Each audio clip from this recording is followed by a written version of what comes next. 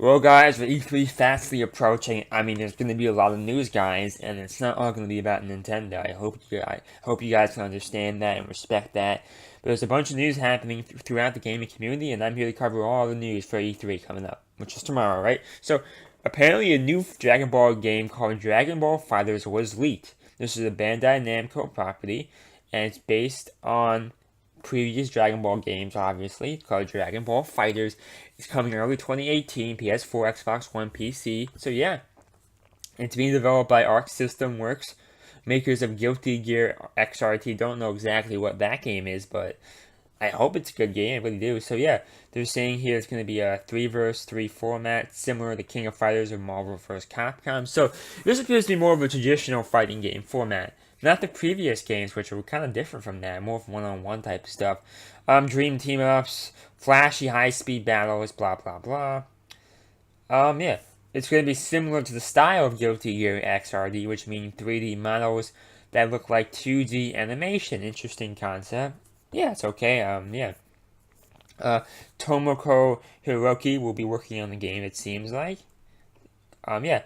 The release date is for June 12th. My bad. The press date is for June 12th, which means that was when the game was supposed to be announced. It was leaked. So that takes place on Sony's E3 press conference. It does seem as that's the case. So yeah, guys. I mean, obviously, they're a Japanese company. The anime is obviously founded in Japan. With the Dragon Ball Z anime, so it's not too crazy to think that's going to be happening and it's going to be announced. And I don't know who leaked it. I don't know how this got leaked, but yeah, I never understand leaks. I feel like leaks for the most part are intentionally done by the companies to help bring PR to the game. I really don't feel like leaks are mostly done by people outside the company. I feel like most leaks are really done by the people who want it to come out early. I don't know, that's just my opinion.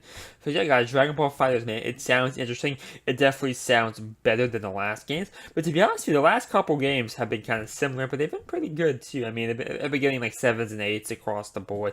So it's not exactly a bad game by any means, but this definitely seems like the one they've been focusing on for a long time. You know, a AAA Dragon Ball Z game. I think that's something most people would like to see, and maybe this game will be the return to greatness, or maybe not. I don't know, but it's definitely cool to see Dragon Ball having another game.